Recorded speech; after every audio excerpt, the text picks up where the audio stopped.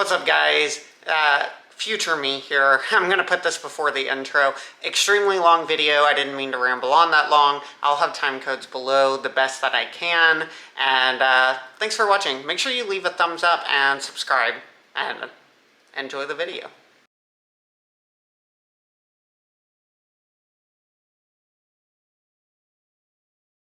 What's up, you guys? My name is Zachary, and today we're going to be talking about ProtonVPN.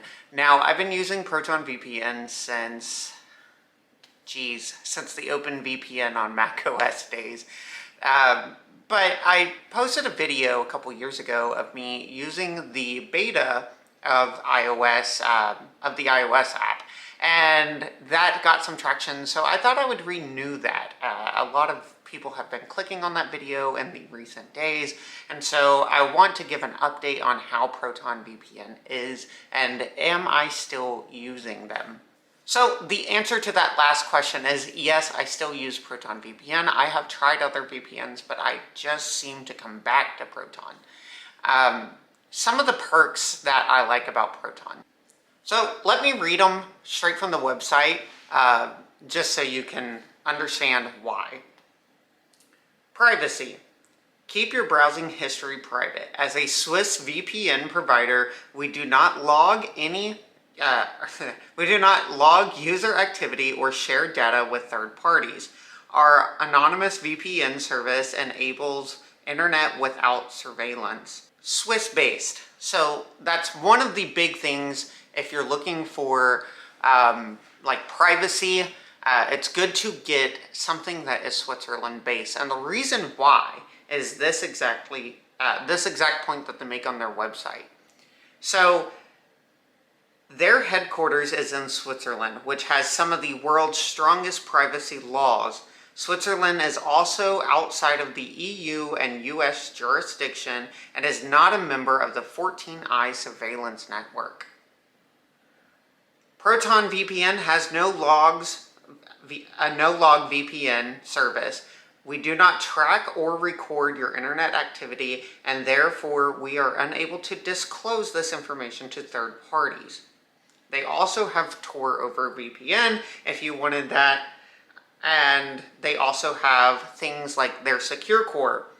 A regular VPN service can be compromised if their servers are under surveillance. ProtonVPN prevents this by first passing the user's traffic through the secure core network in a privacy-friendly country like Switzerland or Iceland. Thus, even a compromised VPN endpoint server will not reveal your true IP. So basically what this means is when I enable secure core on my phone, on my tablet, on my MacBook, I can enable secure core. It's going to go from my device to that Switzerland or Iceland server that I have chosen, and then back to whatever I've decided from there. So let me pull that up so you can see. If I go to ProtonVPN and I click secure core, okay? So give it a second. You can see this toggle up here, secure core, okay? And then I get a refresh list, basically, of all of the countries that I can use secure core with. So I'm gonna go to the United States because I want my stuff to load in the United States format. So if I go to Google, it's gonna be google.com for the United States. Now, they have added Sweden. So there's Switzerland, Sweden, and Iceland for the actual secure core. And what that's going to do is I can enable, I'm going to choose Switzerland, just because this is where Proton is based. And then I can look, it's going to give me the IP address, which server I'm connected to, and which protocol I'm using. Currently, the protocol I'm using is OpenVPN or UDP. And I am connected to the United States, and I am, well, the way that the app puts it is you're connected to the United States via Switzerland, which is really, really cool. And I'm going to run a speed test for you. I've ran some speed tests, and I'm going to go ahead and show them to you. I will put them on the screen now. So through SecureCore, I was able to get a crappy ping of 295, and again, you have to remember that is going from my device to Switzerland, back to the United States, so all my websites loaded in the United States format. So my ping is 295, and my download is 157, my upload is 28.5, and this is on a gigabit Wi-Fi. I could get better Wi-Fi routers, but this is on a gigabit Wi-Fi connection. Okay, I'm connected to Dallas, Texas, which is the closest server to me, but I'm getting 129 down, but my upload is double.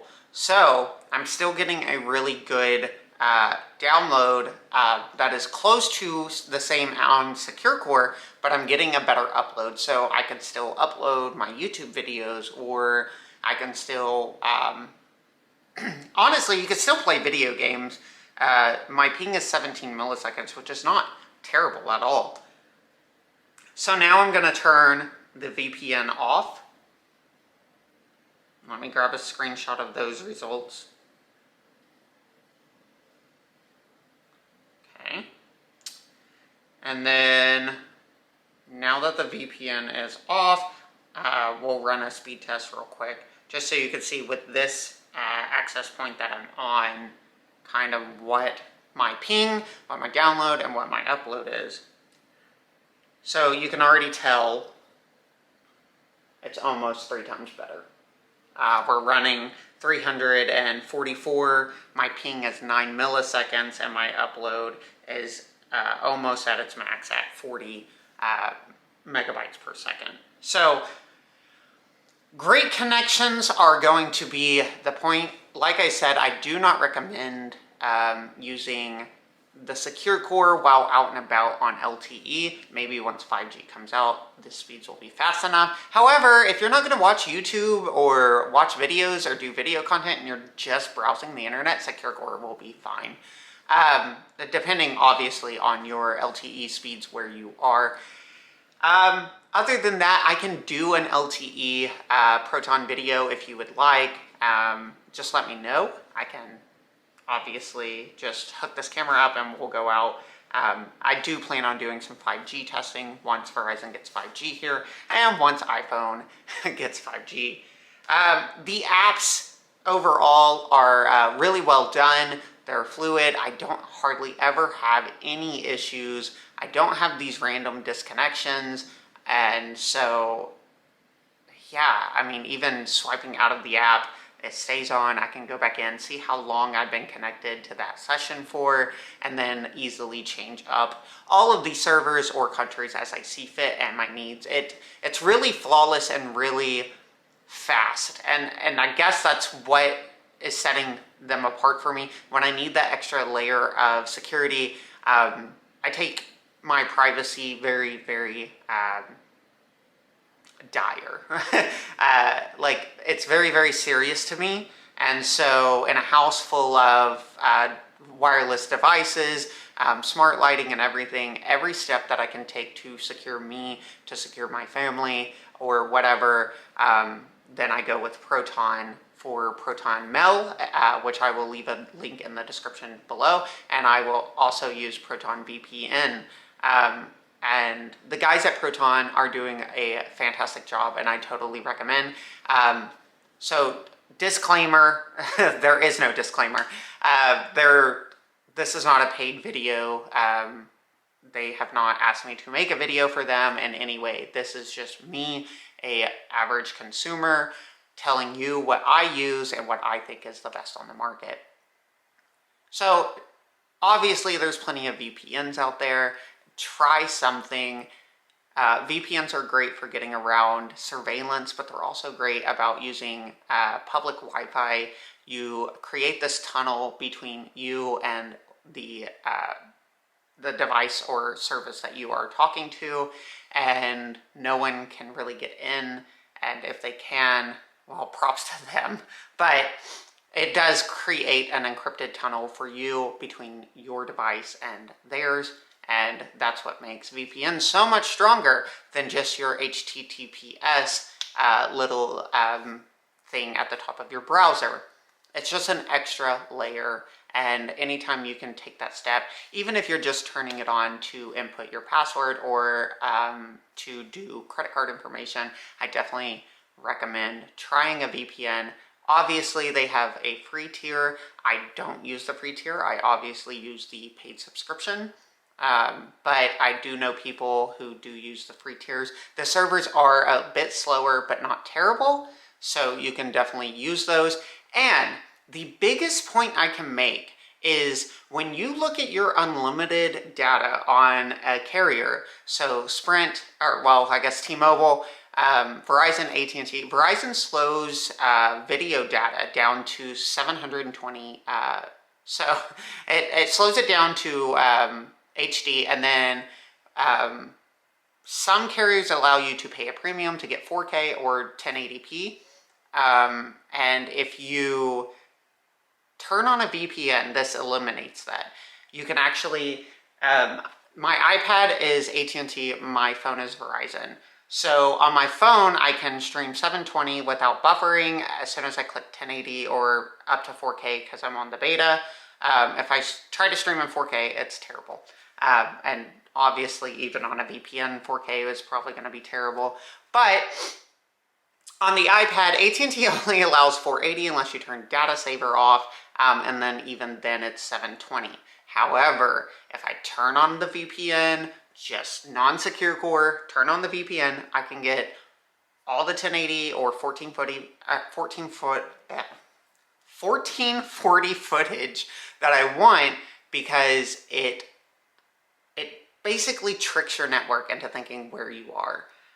So speed up your videos, speed up your security, and don't use slow VPNs. All right, this went on a little bit longer than I had hoped for, but I hope me expressing how I use the VPN and all of the reasons why I use this VPN will help you decide if you should use a VPN or not. Go ahead and give this video a thumbs up if you would like to see more like this in the future, and go ahead and subscribe because I have a wide range of videos, and I am on number 4 this week. Well, I guess it's Monday, so this is a new week. So I am trying to put out way more content than I normally do, which is surprising for me. I do about 1 or 2 videos a month, and now I'm up to 3 to 4 in a week, which is great. So go ahead and leave me something in the comments, and we can talk about it. And maybe if Proton is not right for you, I can help you find something that is good for you. Proton also, again, has Protonmail, which is an encrypted email service, which is great. And later they have Proton Drive coming, which I'm super looking forward to, and hopefully COVID hasn't postponed that like many other things. Also, they have Proton Calendar for an encrypted email. If that is something you need, then there it is. All right, thanks for watching, and I'll see you guys next time.